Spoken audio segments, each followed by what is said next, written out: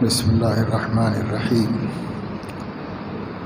الحمد للہ رب العالمین والصلاة والسلام علی اشرف الانبیاء وسید المرسلین خاتم النبیین محمد وعلی آلہ واہل بیتہ وصحبہ اجمعین، اما بعد، فقد قال اللہ تبارک و تعالی: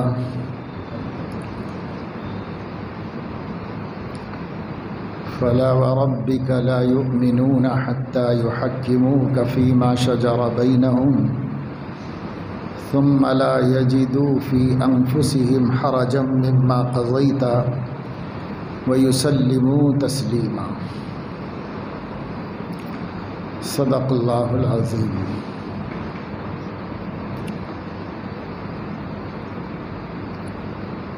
اللہ تعالیٰ نے حضرت محمد صلی اللہ علیہ وسلم کے ذریعے جو آخری دین اور آخری شریعت اور آخری قانون ہدایت اپنے بندوں کے واسطے بھیجا ہے وہ اسلام کہلاتا ہے۔ اسلام ہم بار بار بتا چکے ہیں کہ چند عقیدوں اور چند رسومات کا نام نہیں ہے۔ اسلام ایک کمپلیٹ لائف اور مکمل زندگی کا نام ہے۔ جب سے آدمی باشعور ہوتا ہے تب سے وہ اسلام کا مخاطب ہوتا ہے، اور جب تک مر نہیں جاتا وہ اسلام کا پابند ہوتا ہے، اسلامی احکامات کا پابند ہوتا ہے۔ ہر اعتبار سے اسے دین اسلام اور اس کی تعلیمات کی پابندی کرنی پڑتی ہے۔ کہیں بندہ آزاد نہیں ہے کہ وہ جو چاہے کرے۔ یہ نہیں کہہ سکتا کہ میں کاروبار میں جو چاہے کروں گا، جو سماج کر رہا ہے وہ کروں گا، جو زمانہ کر رہا ہے وہ کروں گا۔ ہاں، عبادت اللہ تعالیٰ کے کہنے کے مطابق کروں گا۔ تو یہ اسلام میں تفریق و تقسیم چلنے والی بات نہیں ہے۔ اسلام کہتا ہے کہ جب تم مسلمان ہو تو ہر ادا، ہر قول، ہر فعل، ہر حرکت و سکون وہ اسلام ہی کے پابند ہوگی۔ اور نبی پاک صلی اللہ علیہ وسلم نے جو بات جس طرح بتائی ہے اور جس طرح سکھائی ہے اسی طریقے سے اس پر عمل کرنا ہوگا، اور اس کی خلاف ورزی کی کوئی اجازت نہیں۔ اگر کوئی ایسا کرتا ہے، چاہے کتنا ہی پکا مسلمان ہو اور چاہے کتنا ہی عبادت گزار ہو، پھر بھی اللہ تعالیٰ کا باغی اور نافرمان سمجھا جائے۔ جتنا اچھا کر رہا ہے وہ اچھا ہے، اور جہاں گڑبڑ کر رہا ہے وہ گڑبڑ ہے۔ ایسا نہیں ہے کہ ہمارا عقیدہ درست ہے اور ہماری عبادتیں بہت صحیح ہیں تو اب باقی چیزوں میں ہم آزاد ہیں۔ ایسا نہیں۔ معاملات بھی آپ پابند ہیں، معاشرت میں بھی آپ پابند ہیں۔ ہر جگہ اللہ تعالیٰ اپنے احکام کا اپنے بندے کو پابند کرتا ہے۔ اسی کا نام اسلام ہے۔ یہاں تک کہ آپ اپنی شخصی اور ازدواجی زندگی بھی اپنی مرضی سے نہیں گزار سکتے، وہاں بھی اسلام کے پابند ہو کر زندگی گزارنا پڑے گا۔ اور جس حد تک اللہ نے بندے کو بڑا پن دیا ہے، مقام دیا ہے، اختیار دیا ہے، اس حد تک تو وہ مختار ہے، لیکن جہاں اللہ نے حد بندی کر دی ہے اس کے آگے اس کا اختیار نہیں چلتا۔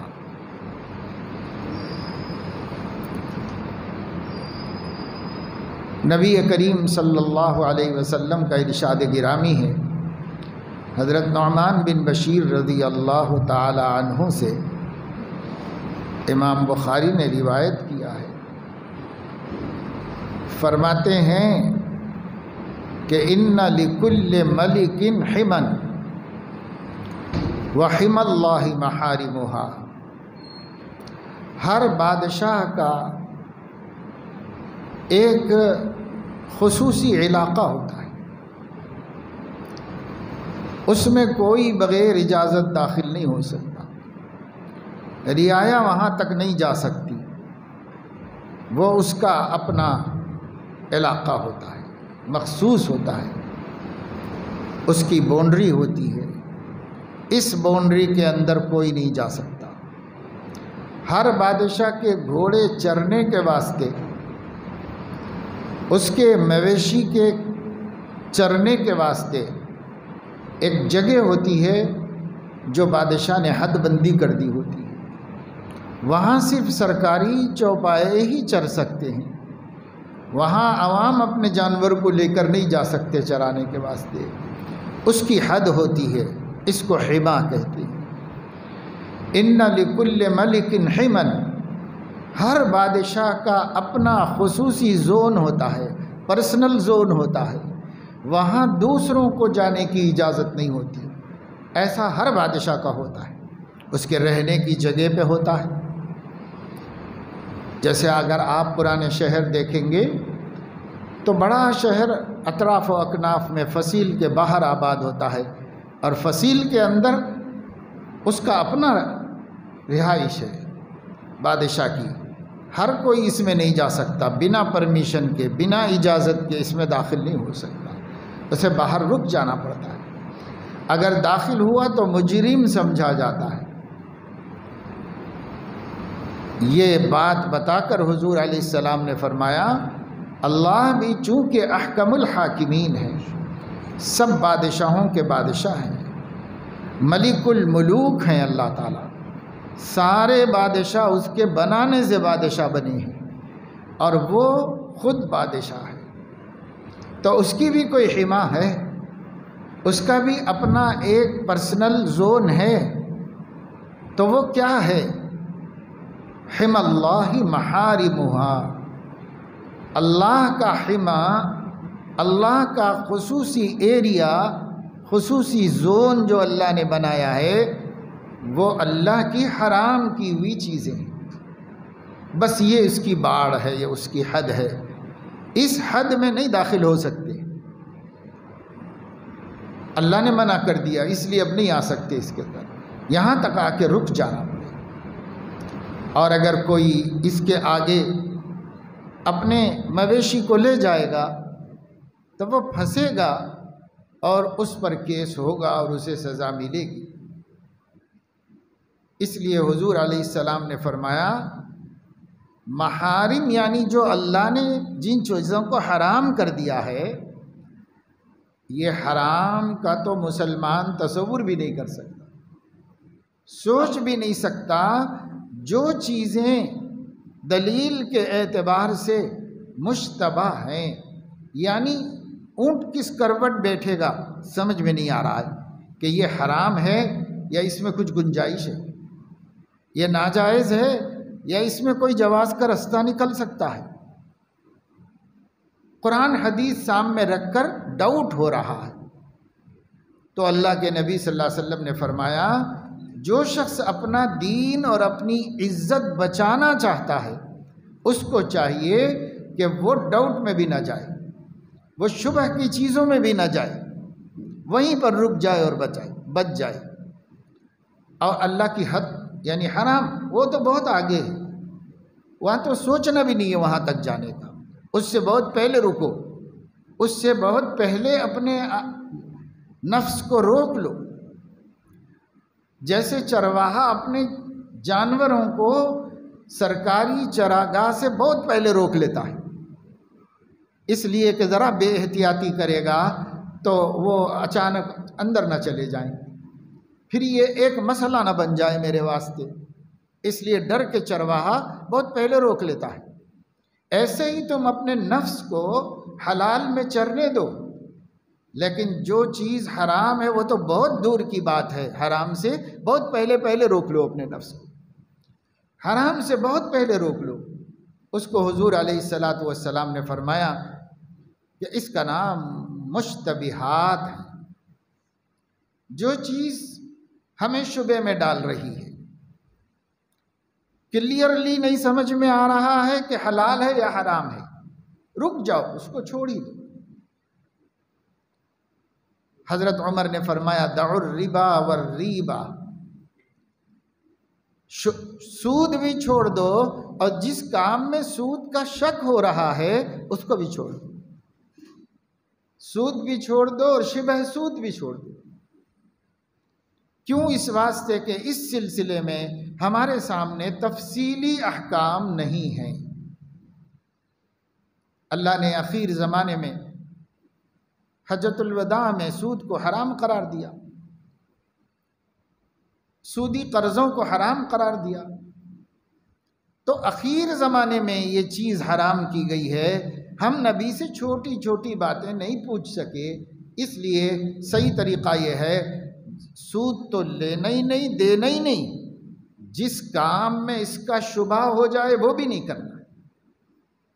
اگر کسی عالم سے کلیئر معلوم ہو جائے کہ صاحب یہ سود میں نہیں ہے تو ٹھیک ہے، اگر نہیں سمجھ میں آ سکا تو ایسا نہیں ہے کہ صاحب یہ ابھی حرام ہونا نہیں سمجھ میں آ رہا ہے تو چلو اس وقت تو کر لو، نہیں، حرام ہونا نہیں سمجھ میں آ رہا ہے تو جب تک حلال ہونا نہ سمجھ میں آئے ہم اس کو چھوڑ دیں، یہ شبہ کو چھوڑ دیں۔ یہ حضرت علیہ السلام نے فرمایا۔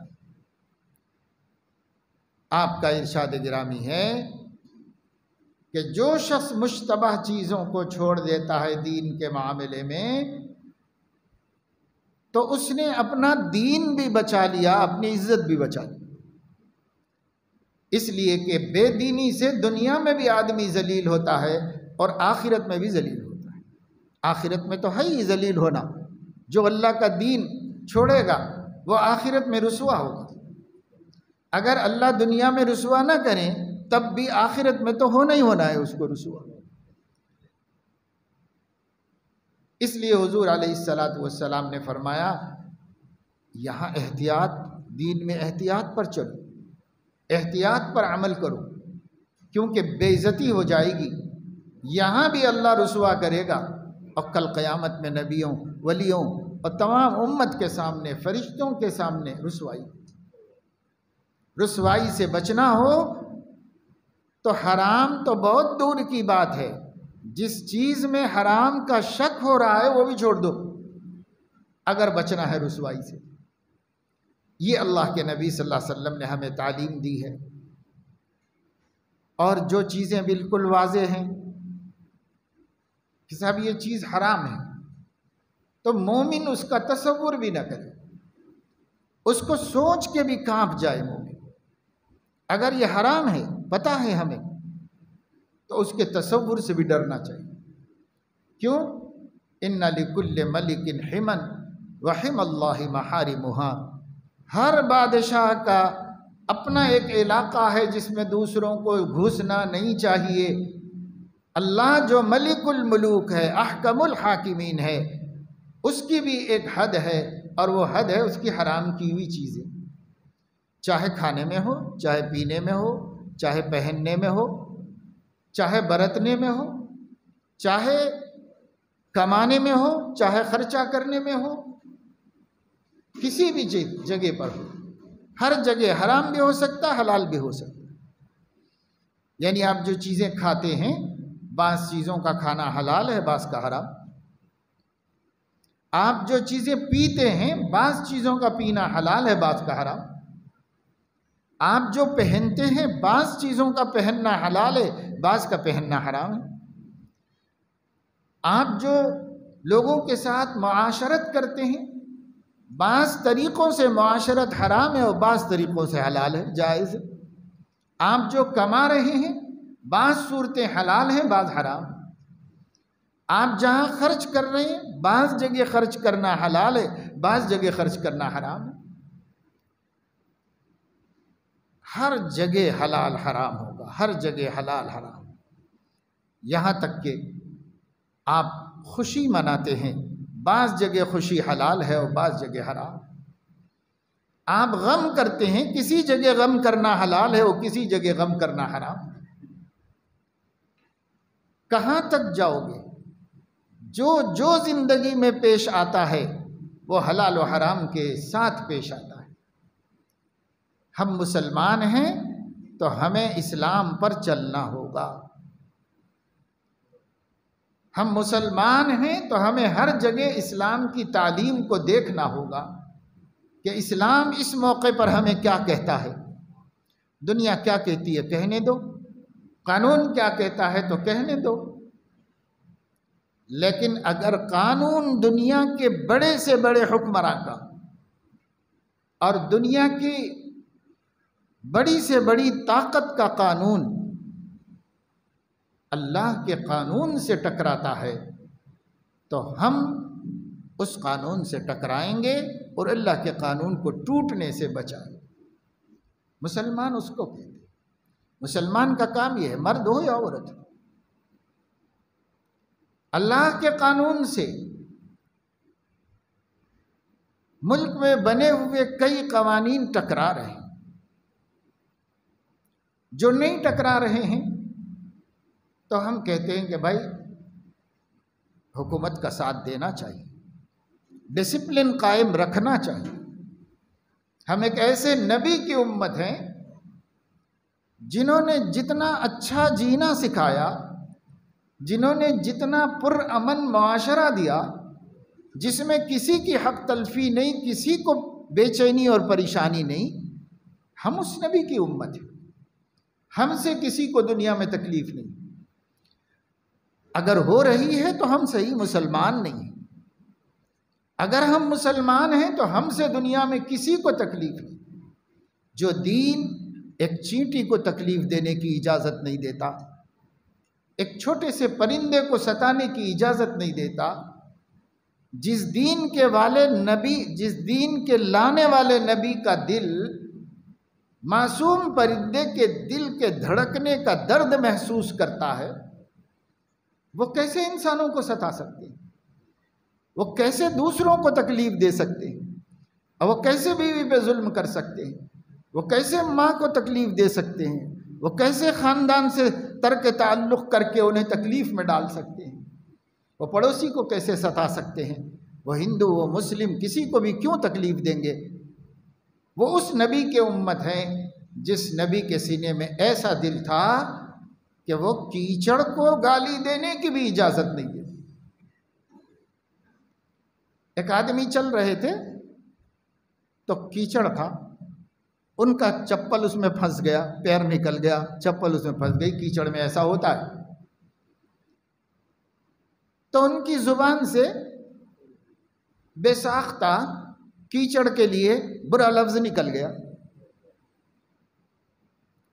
حضرت علیہ السلام نے سنا تو فرمایا بھائی کیچڑ کا کیا قصور ہے؟ تمہارا قصور ہے کہ تم کو چلنا نہیں آیا؟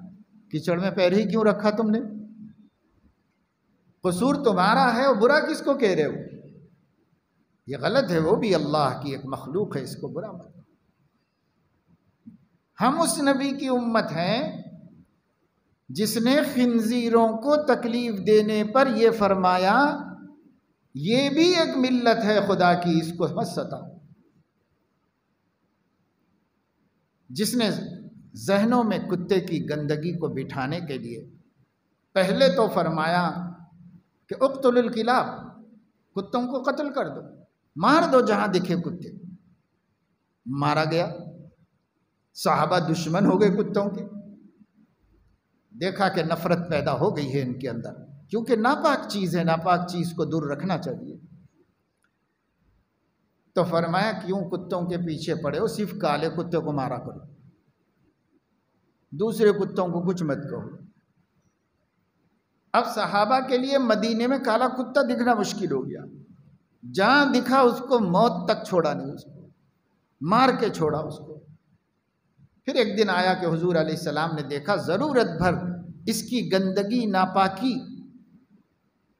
مسلمانوں کے قلوب میں بیٹھ گئی ہے، اب خواہ اللہ کی مخلوق کو ستانے کی کوئی گنجائش نہیں۔ آپ نے ارشاد فرمایا ما لکم و مل کلاب، آپ لوگوں کو کتوں سے کیا لینا دینا ہے؟ وہ ایک اللہ کی مخلوق ہے، جینے دو ان کو، چھوڑ دو ان کا پیچھا۔ چھڑوا دیا حضور علیہ السلام۔ تب سے لے کے صدیوں تک، بلکہ آج تک مسلمانوں کے دلوں میں اس ناپاک مخلوق کی ناپاکی کا احساس تو ہے، لیکن ہم اس کو اذیت پہنچانے کے مجاز نہیں ہے کہ ہمیں اذیت پہنچانے کی، خامخواہ تکلیف دینے کی اجازت ہو، ایسے نہیں۔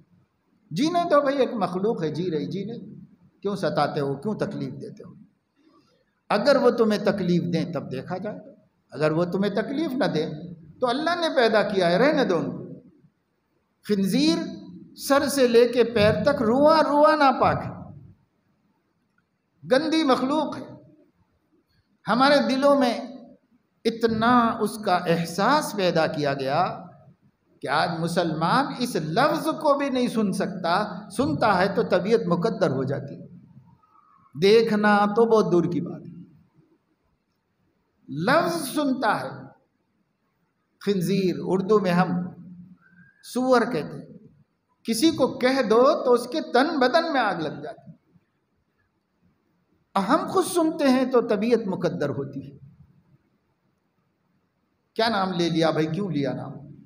اتنی گندگی اور نفرت دل میں پیدا کرنے کے باوجود اللہ کے نبی فرما رہے ہیں وہ بھی ایک ملت ہے، یعنی مخلوق خدا میں سے ایک جنس ہے، ایک نوع ہے اللہ کے بندوں، چھوڑ دو ان کو، خامخواہ ان کا پیچھا مت کرو، خامخواہ ان کو ذلیل مت سمجھو۔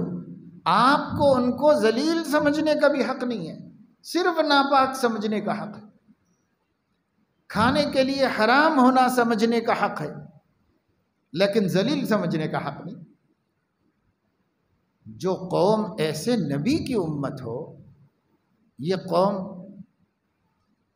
کیا انسانوں کو ذلیل سمجھے گی؟ یہ قوم کیا مسلمانوں کو ذلیل سمجھے گی؟ یہ قوم کیا رشتہ داروں کی تحقیر کرے گی؟ یہ قوم کیا اپنے ماں باپ اور اپنی اولاد کو ذلیل کرے گی؟ ہم جہاں ہیں ڈسپلن سے جینا جانتے ہیں، جتنا ڈسپلن زندگی کا سیدنا محمد الرسول اللہ صلی اللہ علیہ وسلم نے سکھایا ہے، دنیا میں اس کا تصور بھی نہیں ہے۔ 1400 سال پیچھے جائیے اور تاریخ اٹھا کر مدینے کی سماج کو ایک دفعہ پڑھیے کہ کیسا سماج تھا، اس سماج کے باشندوں کا حال کیا تھا۔ ان کا وجود ہر ایک کے لیے رحمت اور راحت تو ہو سکتا تھا، پر کسی کے لیے ذلت و تکلیف نہیں ہو سکتا۔ پورا سماج مدینے کا پڑھ کے دیکھ لیجیے آپ، کیسے حضور علیہ السلام نے جینا سکھایا تھا صحابہ کرام کو۔ ایک آدمی آئے، دن بھر محنت مزدوری کے لیے انتظار کیے، کوئی مزدوری نہیں ملی، کام نہیں ملا، خالی ہاتھ آ گئے، گھر میں مٹھی بھر جو بھی نہیں تھا۔ بیوی نے پوچھا کہ کیا کچھ کام ملا، کچھ آپ لائے ہیں؟ کہا کچھ نہیں ملا بھائی، اللہ کی مرضی، خالی گیا، دن بھر خالی آ گیا۔ کوئی بات نہیں، اللہ کھلانا چاہیں تو ہم کھانا چاہتے ہیں، اللہ فاقہ کرانا چاہیں تو ہم فاقہ کرنا چاہتے ہیں، ہماری کوئی مرضی نہیں، ہمارے اللہ کی مرضی۔ چلو نماز پڑھو، سو جاؤ۔ عشاء پڑھ لی، تیاری کر لی، بستر اپنا لالا، سو گئے۔ تھوڑی دیر کے بعد شوہر نے بیوی سے کہا کہ دیکھو اٹھو ذرا، چولہا جلا دو، اپنے پاس ایندھن ہے، لکڑیاں ہیں نا، ہاں، چولہا جلا دو۔ انہوں نے کہا کہ کیوں، کچھ بھی تو نہیں ہے ہمارے پاس پکانے بنانے کے لیے؟ کہ نہیں، میری بات مانو، چولہا جلا دو۔ بیوی نے کہا کہ لکڑیاں بیکار جائیں گی، وہ بھی تو اللہ کی ایک نعمت ہے، خامخواہ جلیں گی، بیکار جلی جائیں گی۔ کہ نہیں، میری بات مانو، خامخواہ نہیں جلے گی، کام سے جلے گی، جلا دو۔ تو بیوی نے اٹھ کے چولہا جلا دیا، پھر آ کے لیٹ گئی، مگر بے چینی تھی، پوچھنے لگی وجہ تو بتائیے نا، مجھے تو بیکار جل رہی ہیں۔ ایسا لگ رہا، آپ کہہ رہے ہیں کام سے جل رہی ہیں، تو کیا کام ہو رہا ہے بھائی؟ تو کہا کہ بات دراصل یہ ہے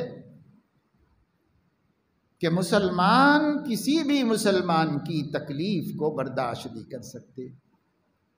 آج ہمارے گھر کی چھت میں سے دھواں نہیں نکلے گا تو ہمارے پڑوسیوں کو فکر ہو جائے گی کہ شاید ہم لوگ بھوکے ہیں۔ پھر ہمارے پڑوسیوں کے اسلامی اخلاق کا حال یہ ہے کہ اگر ان کے پاس صرف اپنے بچوں کا کھانا ہوگا تو وہ بھی پڑوسیوں کو دے دیں گے اور اپنے بچوں کو تھپا کے سلا دیں گے۔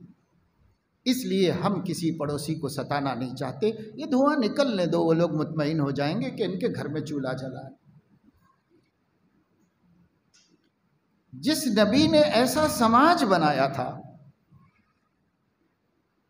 اس نبی کے ہم امت ہیں۔ ایسا نہیں کہ صحابہ میں غلطیاں نہیں ہوئی، ایک دوسرے کو کبھی تکلیف بھی نہیں پہنچی۔ انسانی سماج میں ایسا تو ہونا پڑتا ہے، کمپلسری ہوا، لیکن کبھی نہ ان کے دل تک پہنچا وہ زخم، نہ انہیں کبھی اس کو یاد رکھا۔ وہ لوگوں کا حال یہ تھا کہ میرے سے اگر کسی کو تکلیف پہنچ گئی ہے، آج کی رات گزر نہیں سکتی جب تک کہ میں اس کا دل خوش کر کے معاملے کو ختم نہ کروں۔ کیسے سو جاؤں میں؟ اگر موت آ جائے گی تو ایک معاملہ لے کے اللہ کے پاس جانا پڑے گا، کیسے ہم سو جائیں؟ منا لو، راضی کرو۔ کبھی ساتھی غصے میں ہوا، معاف نہیں کیا تو مایوس ہو گئے، بے چین ہو کے نبی کے پاس چلے۔ ایسا صدیق اکبر کو پیش آیا، بہت متفکر، پریشان، اپنی چادر گھسٹتے مسجد میں آ، کیا بات ہے ابو بکر، بہت غم زدہ نظر آ رہے ہو؟ تو یا رسول اللہ میرے سے ایک غلطی ہوئی، ایک ساتھی کو میں نے سخت بات کہہ دی، پھر میں معافی مانگ رہا ہوں تو وہ مجھے معاف نہیں کر رہے ہیں، آپ بیچ میں پڑھ کے ہمارا معاملہ صاف کریے۔ ابو بکر مر جائے گا، خدا کو کیا منہ دکھائے؟ اللہ یہ سوال اٹھا دیں تو میں کیسے اپنا دامن بچا سکوں گا؟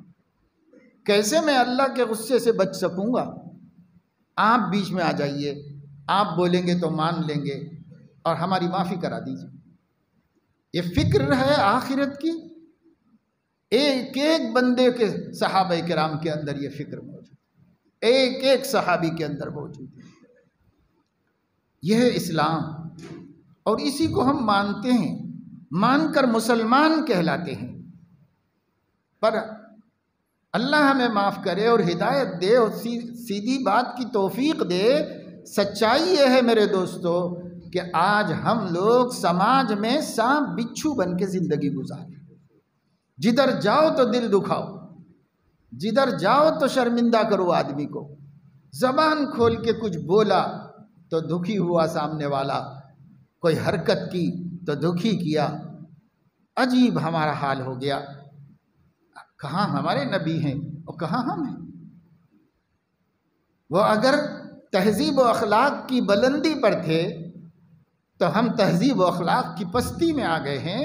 بسا اوقات ہمارے ساتھ جینے والی دوسری قومیں بعض چیزوں میں ہم سے اونچی ہی نظر آتی ہیں تہذیب میں، لیکن ہم مومن ہو کر بھی اس سے نیچی کی سطح پر۔ وجہ کیا ہے؟ تو بہت سے لوگ جانتے بھی نہیں ہیں کہ اسلامی تہذیب کیا ہے۔ جب جانتے نہیں تو عمل نہیں کرتے۔ اب بہت سے لوگ جانتے ہیں مگر انانیت، غرور، ہمارے اندر کا انسان نہیں جانور بن گیا ہے۔ وہ جانور ہر طرف فساد مچا رہا ہے۔ اندر والے کو انسان بناؤ، اوپر سے کتنا ہی خوبصورت انسان کیوں نہ ہو، کتنا ہی مہذب کیوں نہ ہو، ہماری طرح ابا قبا پگڑی اگڑی باندھ کے کیوں نہ ہو، اگر اندر والا مسلمان نہیں ہے تو اس باہر والے اسلام کو لے کے کیا کرنے والا؟ ان اللہ لا ينظر الى صورکم ولکن ينظر الى قلوبکم۔ اللہ تمہاری صورتوں کو نہیں دیکھتا، اندر والے انسان کو دیکھتا ہے۔ دل مسلمان ہے کہ نہیں ہے؟ تہذیب آ گئی کہ نہیں آ گئی اس کے اندر؟ اگر آئے گی تو ہر جگہ چھلکے گی، ہر جگہ جھلکے گی، ہر جگہ دکھائی دے گی۔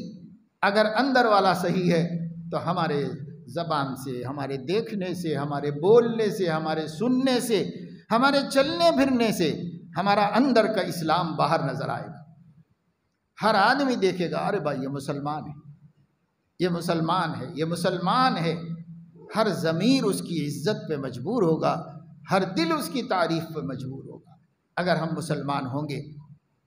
باتوں سے تو کوئی مسلمان نہیں ہوتا، عمل سے ہی مسلمان بنیں گے۔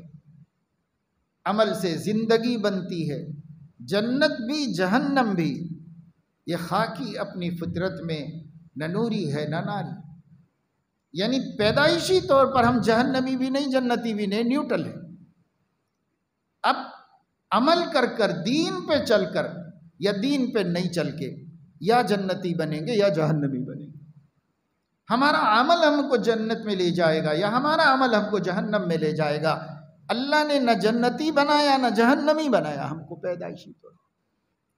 ایک دین دیا ہے نیوٹرل بندوں کے سامنے، یہ ہے دیکھو بھائی، اس پہ چلو تو جنت میں چلے جاؤ، اس کو چھوڑو تو جہنم میں چلو۔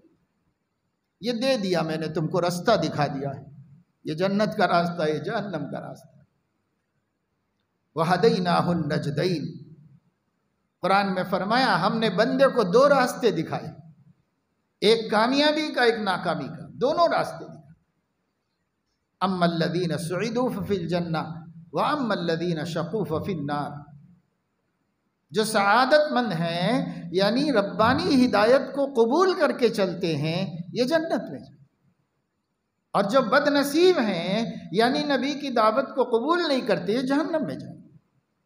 سب طے ہے قرآن میں اور سب ہمارے سامنے ہے، لیکن ہم نہیں اختیار کر رہے، ہم جاننا بھی نہیں چاہتے کہ قرآن میں کیا ہے، اور جانتے ہیں جو جانے ہوئے ہیں وہ بھی لاپرواہی کر رہے ہیں کہ ہے تو بات تو ٹھیک ہے، تو صحیح بالکل قرآن میں ہے بھائی، اللہ کی بات ہے، نہیں ماننے کا کیا سوال ہے، لیکن عمل نہیں، عمل کی ہمت نہیں، اس پر چلنے کی ہمت نہیں۔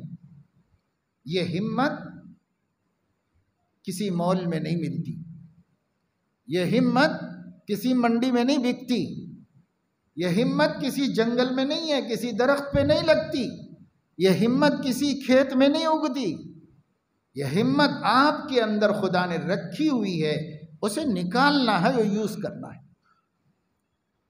سب کے اندر ہے، ہر بے ایمان کافر مشرک کے اندر بھی اللہ نے اتنی ہمت رکھی ہے کہ وہ اپنے زمانے کا ولی بن جائے، قطب غوث بن جائے۔ ایک بے ایمان مندر کے پجاری میں بھی اللہ نے یہ رکھا ہے، وہ یوز کرے گا تو بن جائے گا، اور نہیں کریں گے تو مسلمان ایمان لا کر بھی نہیں ترقی کرے گا، جہاں کا وہاں رہے گا۔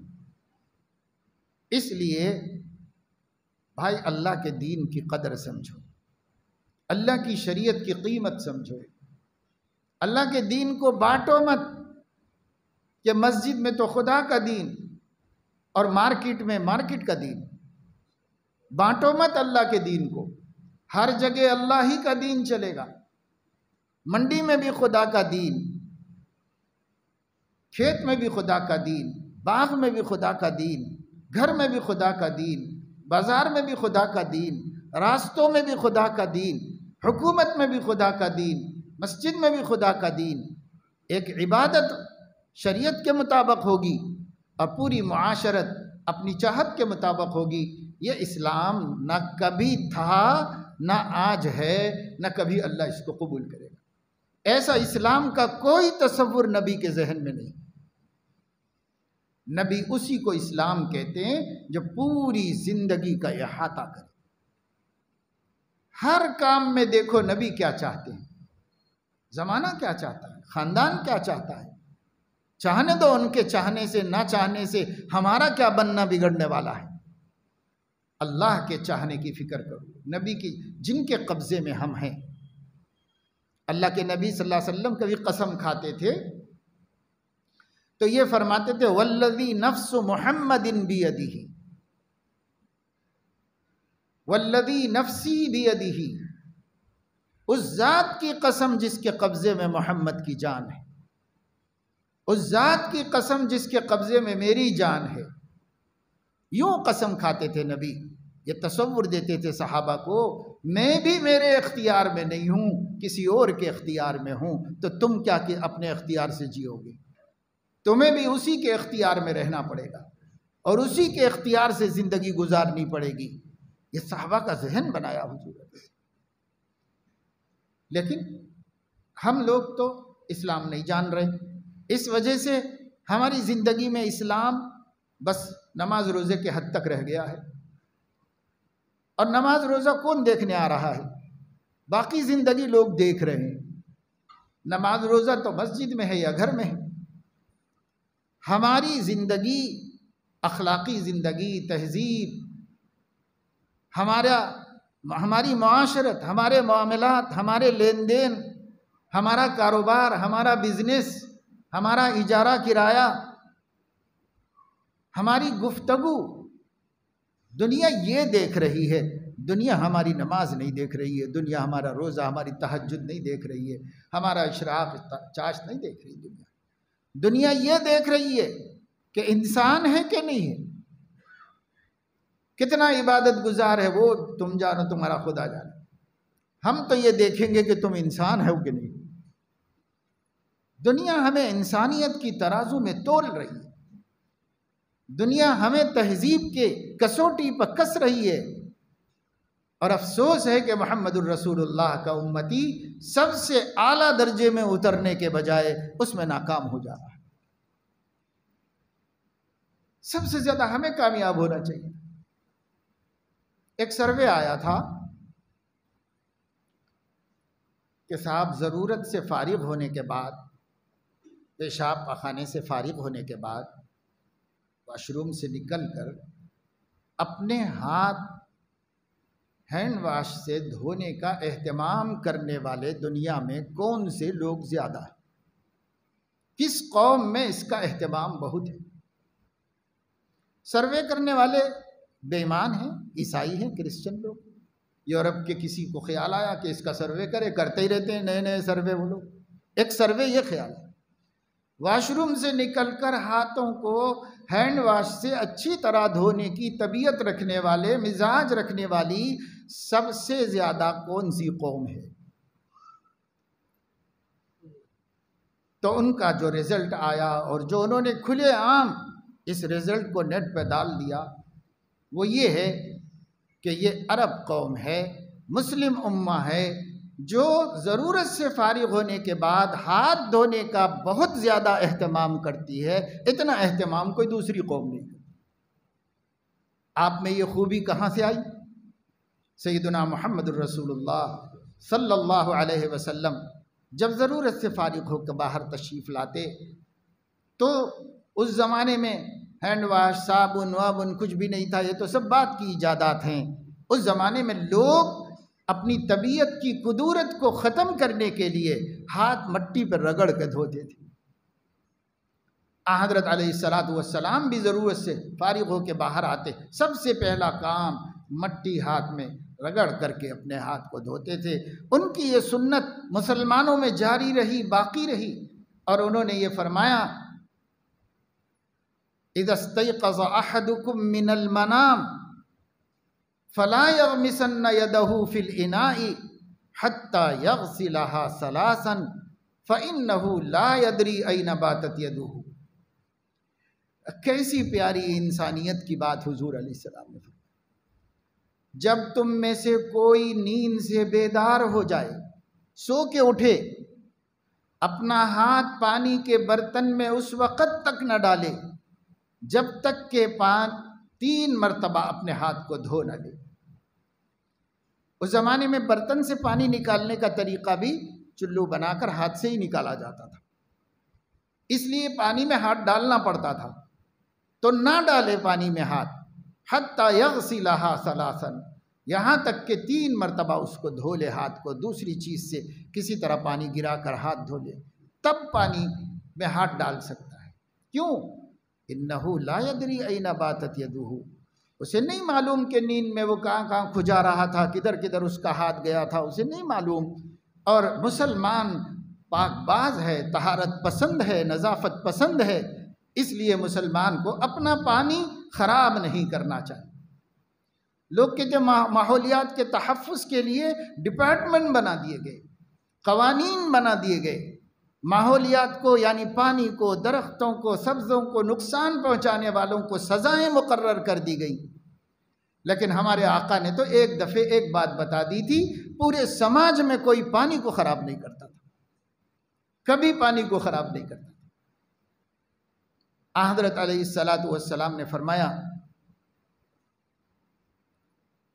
لا یبولن احدکم فی الماء، تم میں سے کوئی تالاب میں پیشاب نہ کرے، کیونکہ اسی تالاب میں تمہیں نہانے کی ضرورت پڑے گی، وضو بنانے کی ضرورت پڑے گی، اس لیے اس کو گندا مت کرو، اس کو صاف ستھرا رکھو۔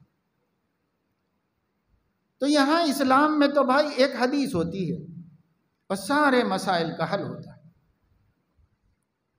ایک بات نبی بتاتے ہیں اور پورا سماج اس کا پابند ہو جاتا ہے۔ یہاں آج کی دنیا میں، آج کے ملکوں میں اتنے اسٹرانگ قوانین بنائے جاتے ہیں، سخت سزاؤں سے ڈرایا جاتا ہے، لیکن عمل کرنے والے 10% بھی نہیں ہوتے، سب قانون توڑنے والے ہوتے ہیں۔ کیوں؟ فرق کیا ہے؟ فرق یہ ہے کہ ہمارے نبی نے سب سے پہلے بندوں کے دل میں خدا کے ہونے کا یقین بٹھایا، اور آخرت میں اس کے سامنے کھڑے ہونے پر ایمان دلایا، اور جب یہ ان کا یقین اور ایمان بن گیا، اب فرماتے جا رہے ہیں یہ کرو تو پکڑے جاؤ گے، یہ کرو گے تو پکڑے جاؤ گے، بس ڈر بیٹھ گیا۔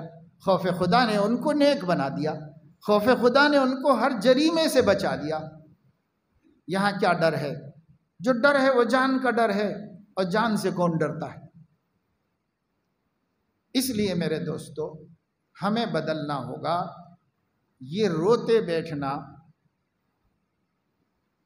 کہ موجودہ مرکز سے حکومت کرنے والی RSS کی سرکار، RSS کی سرکار اس لیے کہتا ہوں کہ BJP RSS کے 100 ذیلی تنظیموں میں سے ایک تنظیم ہے، اور وہ اس کا سیاسی پلیٹ فارم ہے۔ حقیقت میں اس کی اپنی کوئی آئیڈیالوجی نہیں ہے۔ جو آئیڈیالوجی RSS کی ہے وہ چلانے کے واسطے ایک حکومت ہے، ایک نام ہے BJP۔ جو مرکزی حکومت روز ایک بم، ایٹم بم لاتی رہتی ہے۔ امریکہ گئے ہمارے سرکار عالی، وہاں سے ایجپٹ گئے، مصر کی عظیم الشان جامع مسجد کا دورہ کیا، جامع ازہر میں گئے، شیخ ازہر سے تمغہ حاصل کیا اور ان کے ساتھ فوٹو کھنچوائی، اور مصر نے ان کو اپنے ملک کا سب سے قیمتی ایوارڈ دیا، اور وہ لے کے ہندوستان آئے۔ آتے ہی انہوں نے مسلمانوں کو یہ صلہ دیا کہ کامن سول کوڈ لا رہے ہیں۔ یہ ہے ہمارا ملک کا حال۔ آپ ایک ایک عرب ملک میں جا کر مسلمانوں سے اپنی عزت کروا رہے ہیں، اور اپنے ملک میں آ کر مسلمانوں کی عزت چھین رہے ہیں۔ ہو رہا ہے سب، کیوں ایسا ہو رہا ہے اللہ جانتا ہے، اور اللہ نے بتا دیا ہے تم بدل گئے ہو، اس لیے میں نے زمانے کو بدل دیا ہے، تم پھر سے ہمارے در پہ آ جاؤ، ہم پھر زمانے کو بدلیں گے۔ زمانے کا اتھل پتھل ہمارے لیے کوئی چیز نہیں۔ دنیا کی سپر پاورز اللہ کے لیے مکڑی کا جالا بھی نہیں، مگر جب بندے اللہ ہی سے باغی ہو جائیں اور اللہ ہی کو خفا کر کے رکھ دیں، اللہ فرمانے لڑو، تمہارے اندر کتنی طاقت ہے، اپنے حقوق حاصل کرو، لڑ کے کرو، ایجیٹیشن سے کرو، الیکشن سے کرو، جیسے کر سکتے ہو کر لو میرے بندو، کر کے بتاؤ، میں بھی دیکھوں گا کہ تم کیا کر سکتے ہو۔ پر اگر تم مجھ سے صلح کر لو گے تو تمہیں کچھ کرنے نہیں دوں گا. تم رات میں سو گے اور صبح اٹھو گے تو دنیا تمہارے قدموں میں ہوگی. صلح مجھ سے کرنی پڑے گی، لیکن ہم اللہ سے صلح کرنے کے لیے تیار ہیں. ہمارے حالات دیکھ لیں، ہم اپنے آپ پر نظر ڈال لیں. اس وقت لوگ پوچھتے ہیں اور بولتے ہیں کہ صاحب یہ کیا ہوگا، یہ کیا ہے. تو ایک کانگریسی لیڈر سے پوچھا گیا، وہ بہترین ایڈوکیٹ ہے، سینئر ایڈوکیٹ. اس سے کسی نے پوچھا کہ صاحب یہ کامن سول کوڈ کے بارے میں آپ کا کیا خیال ہے؟ تو اب وہ کون سی پارٹی کا ہے کیا وہ چھوڑو، لیکن اس نے جو بات کہی وہ صحیح بات کہی. اس نے کہا پہلے یہ بتائیے کہ وہ ہے کیا، یہ کامن سول کوڈ ہے کیا. وہی نہیں بتایا، وہی نہیں بتا کر کے ہم لا رہے ہیں. تو کیا لا رہے ہو بھائی، کیا لا رہے ہو؟ بولو نا، بولنے کے بعد سمجھ میں آئے گا کہ لانا چاہیے کہ نہیں لانا چاہیے. اس نے کہا مجھے ہنسی آ رہی ہے کہ ملک میں کچھ لوگ کہہ رہے ہیں نہیں لاؤ، اور ملک میں کچھ لوگ کہہ رہے ہیں لاؤ. یہ بھی لیٹر جا رہے ہیں، وہ بھی جا رہے ہیں، مہم چل رہی ہے پورے ملک میں. کچھ لوگ کہہ رہے ہیں نہیں مت لاؤ، کچھ لوگ کہہ رہے ہیں لاؤ. ابھی یہی کلیئر نہیں ہے کہ کیا لاؤ کیا نہیں لاؤ. وہ ہے کیا بلا، کس چیز کے بارے میں کہہ رہے ہیں آپ؟ تو ایک مسودہ بنا کے پیش کرتے، یہ لانے جا رہے ہیں ہم، تب تو بات ہوتی کہ بھائی سوچیں کہ اچھا ہے یا برا ہے. آپ کے خالی لفظ بول رہے ہیں، ٹائٹل بول رہے ہیں کہ کامن سول کوڈ لانے جا رہے ہیں، یکساں قانون لانے جا رہے ہیں. کہاں لانے جا رہے ہیں؟ کیا ہے وہ؟ اس کا میٹر کیا ہے؟ اس کا ڈرافٹ کہاں بنا ہے؟ وہ سامنے لا کر بولو نا کہ لانے جا رہے ہیں. تو نہیں. تو پوچھنے والے نے پوچھا کہ ہندوستان کے آئین میں اس کی سفارش کی ہے دستور بنانے والوں نے کہ ہندوستان میں جس قدر جلد ممکن ہو سکے کامن سول کوڈ کو نافذ کیا جائے. وہ لوگ تو نہیں کرے، دستور میں بھی نہیں ہے. وہ دستور کا ایک ایڈیشن ہے سفارشات کا، اس میں سفارش ہے بس، اور ایک سفارش نہیں ہے، کئی سفارشیں ہیں. اس میں یہ بھی سفارش ہے کہ اس دستور کے نافذ ہونے کے اندرون 10 سال پورے ملک کے باشندگان کو تعلیم سے جوڑ دینا چاہیے. تو اس پہ کیا عمل ہوا ہے؟ آج بھی اکثریت ناخواندہ ہے. اس میں یہ بھی سفارش ہے کہ اس دستور کے نفاذ کے بعد بہت جلد ملک میں انصاف کو اتنا آسان بنایا جائے، اس ملک کا سب سے غریب مظلوم اس کو بھی مایوسی نہ ہو اور وہ کہہ سکے کہ میں انصاف لانے جا رہا ہوں، چاہے اس کے پاس پیسہ نہ ہو. غریب، سب سے غریب شہری ہندوستان کا، وہ کہہ سکے کہ میں انصاف لینے جا رہا ہوں، کیونکہ انصاف کو ہندوستانی حکومت نے اتنا آسان کر دیا ہے کہ بغیر کسی خرچے کے ایک غریب سے غریب بھی انصاف لینے جا سکتا ہے. اس سفارش پہ کتنا عمل ہوا؟ دستور سازوں نے یہ سفارش بھی کرائی کہ بہت جلد اس ملک میں دستور نافذ کرنے والے، حکومت بنانے والوں سے ہم سفارش کرتے ہیں کہ ملک کے ہر باشندے کو رہنے کا ٹھکانہ بنا کے دیا جائے، فراہم کر دیا جائے. آج کتنے بے گھر ہیں ملک کے اندر، کتنے کرایہ دار ہیں، کتنے مکاندار ہیں، آپ ہی دیکھ لیجیے.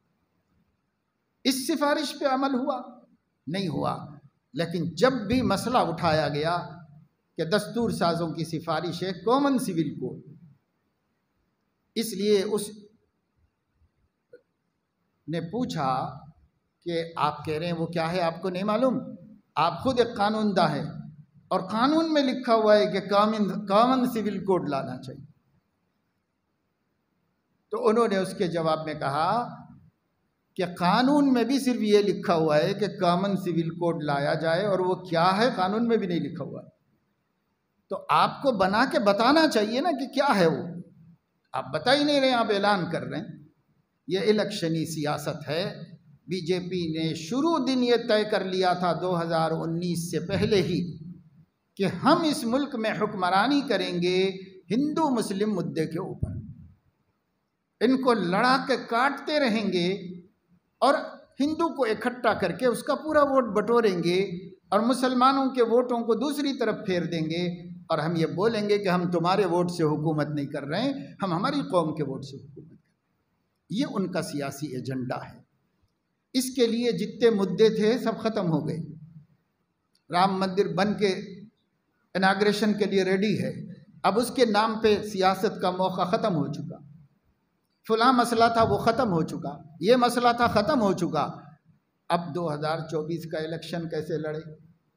تو ایک نیا مدعا کھڑا کرنا چاہیے، تو کامن سول کوڈ اب یہ نافذ کریں گے۔ ابھی مانسون سیشن میں بل لانے والے ہیں اور ان کی اکثریت ہے، اس کے منظور ہونے میں کچھ بھی رکاوٹ نہیں ہے، وہ منظور ہو جائے گا۔ منظور کر کے پورے ملک میں جا جا کر بولیں گے دیکھو ہم کامن سول کوڈ لائے ہیں، ہم کامن سول کوڈ لائے ہیں، ہم کامن سول کوڈ لائے ہیں، پورے ملک میں بولیں گے اور ووٹ مانگیں گے۔ اور جیسے آپ کو آج تک نہیں معلوم کہ 370 منسوخ ہوا تو کیا ہوا، آپ کو آج تک نہیں معلوم، آپ کو یہ بھی نہیں پتا چلے گا کہ کامن سول کوڈ آیا تو ہوا کیا ملک میں، آپ کو وہ بھی نہیں سمجھ میں آئے گا، اس لیے کہ انہوں نے تو کوئی ڈرافٹ دیا ہی نہیں ہم کو، تو کیسے سمجھ میں آئے گا۔ بس یہ ہے مسلمانوں کی آزمائش، اور یہ آزمائش کے پیچھے صرف یہی لوگ نہیں ہیں، ان کے بھی پیچھے جو سبب الاسباب ہے وہ اللہ کی ناراضگی ہے۔ یہ سب سے بڑا سبب ہے، اس ناراضگی کو دور کرنا ہے میرے دوستو۔ آپ چاہتے ہیں، مسلمان چاہتے ہیں کہ شریعت پہ چلیں؟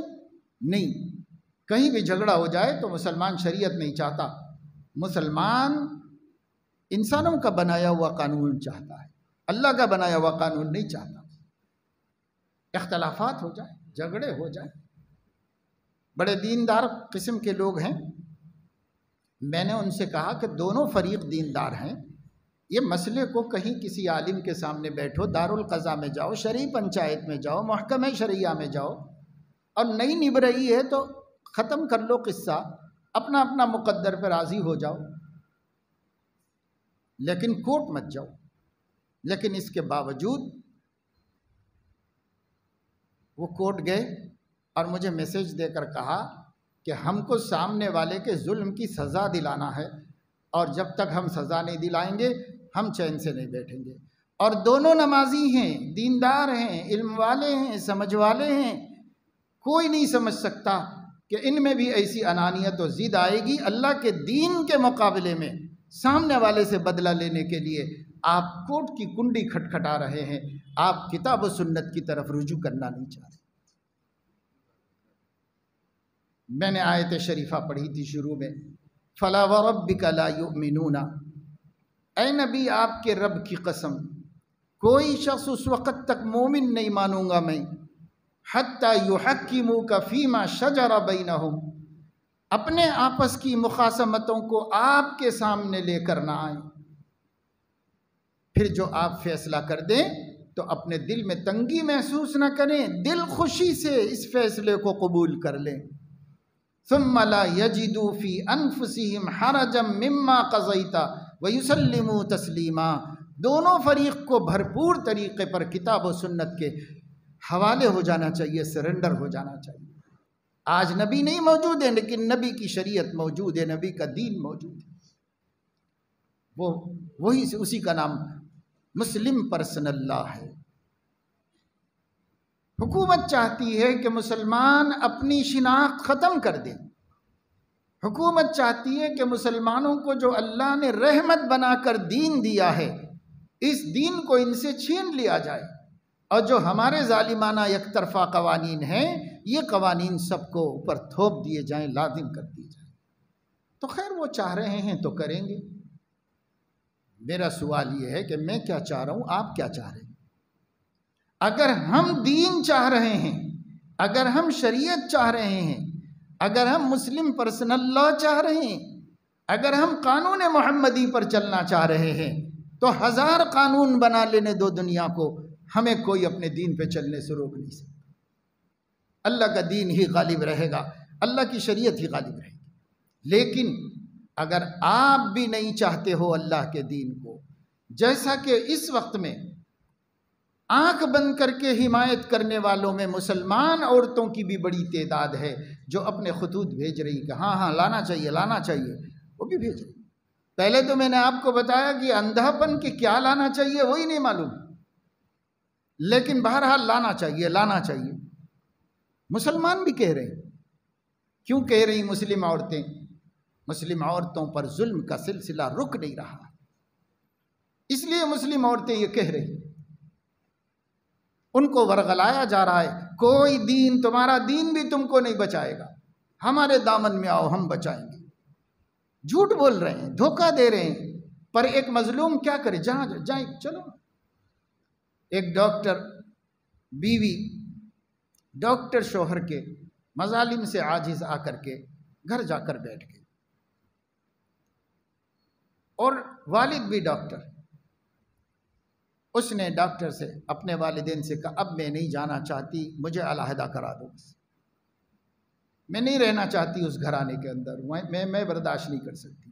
ٹھیک ہے، 2-3 بیٹھکوں میں علماء کے سامنے بیٹھے یہ لوگ، علماء نے فیصلہ کیا کہ بھائی جب نئی بیوی رہ سکتی اور وہ خلا لے لینا چاہتی ہے تو دے دو، جو بھی قانون شریعت ہے مقدر اللہ کا، علیحدہ کر دو، جب اس کو رہنا ہی نہیں تو زبردستی رکھ کے کیا فائدہ؟ نہیں ہم نہیں دیں گے، ہم نہیں دیں گے۔ 2 بیٹھکیں ہوئیں، دونوں بیٹھکوں میں یہ معاملہ طے نہیں پایا۔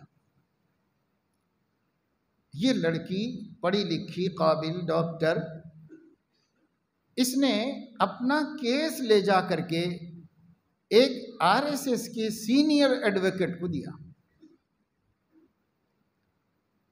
اس نے کہا میں آپ سے کوئی فیس نہیں لوں گا، لیکن آپ اتنا اور کرو کہ آپ کے ریلیشن میں، رشتہ داروں میں، تعلقات میں اور بھی ایسی مظلوم لڑکیاں ہیں تو ان سب کو بھی میرے پاس لے کے آؤ، میں گروپ بنا کر گروپ کا کیس لڑوں گا۔ اس نے 10-12 ایسی لڑکیاں اور فراہم کر کے اس کو دی۔ اس ایڈوکیٹ نے وہ کیس لیا اور کہا میں صرف انسانیت کی خدمت کے واسطے، تم مظلوموں کو ظلم سے بچانے کے واسطے، تمہارے دین کے ظلم سے بچانے کے واسطے اپنے خرچے سے سپریم کورٹ میں لے جا کر وہاں لڑوں گا اور تم کو انصاف دلاؤں گا، حق دلاؤں گا۔ یہ مجھے گلبرگہ کے ایک بہت بڑے معتبر تاجر نے بتایا کہ وہ خود بھی ان بیٹھکوں میں شریک تھے، اور اس کے بعد یہ مسلمان نے یہ کام کیا ہے۔ یہ ہے مسلمانوں کے صبر کا حال، اور یہ ہے مسلمانوں کے ظلم کا حال، اور اس کے بعد مسلمان خود جا کر اپنے کو آگ میں ڈال رہے ہیں اور اپنے دشمن کے حوالے ہو رہے ہیں، اس امید پر کہ دشمن اس معاملے میں ہمیں جتا کر وہ ہمارے شوہر کو ذلیل کرے گا، بس ذلیل کر کے بدلہ لے لینا ہے۔ پیسے کی کمی نہیں ہے، مال کی کمی نہیں ہے، کچھ نہیں ہے، لیکن ادھر بھی ضد ادھر بھی ضد۔ بس اللہ بچائے میرے دوستو عزیزو، ہم کون سے اسلام پہ جی رہے ہیں؟ ہمارا کیا مذہب ہے؟ کبھی اپنے ضمیر کو پوچھو کہ میرا دین کیا ہے، میں کیا مذہب رکھتا ہوں اور میرے مذہب کے تقاضے کیا ہیں؟ اپنے آپ سے سوال کرو۔ اگر آپ کا ضمیر جواب نہیں دے سکا تو آپ یہ سوال کسی عالم کے سامنے بیٹھ کے کرو اور اس سے پوچھو کہ میرا دین کیا ہے، مجھے کیا کرنا چاہیے، مجھے کیسے جینا چاہیے، یہ پوچھو۔ اگر ہم اپنا دین نہیں جانتے تو یہی سب ہوتا رہے گا ملک میں، اور پھر بعد میں سوائے پشیمانی اور شرمندگی کے ہمارے مقدر میں کچھ نہیں آئے گا۔ ان سے رحم و کرم کی امید مت رکھیے، رحمان سے رحم کی امید رکھیے، وہ تو کرے گا مگر یہ لوگ نہیں کرنے والے ہیں ہمارے اوپر رحم۔ ان سے رحم کی امید مت رکھو، اللہ سے رکھو۔ الراحمون یرحمہم الرحمن ارحموا من فی الارض یرحمکم من فی السماء۔ آپ سماج پہ ظلم بند کیجئے، آسمان والا آپ پر ظلم کا یہ سلسلہ ختم کرا دے گا اور رحم کو بھیج دے گا اللہ رب العزت ہمارے اوپر۔ اللہ مجھے آپ کو سب کو توفیق عمل نصیب فرمایا، آمین وآخر دعوانا۔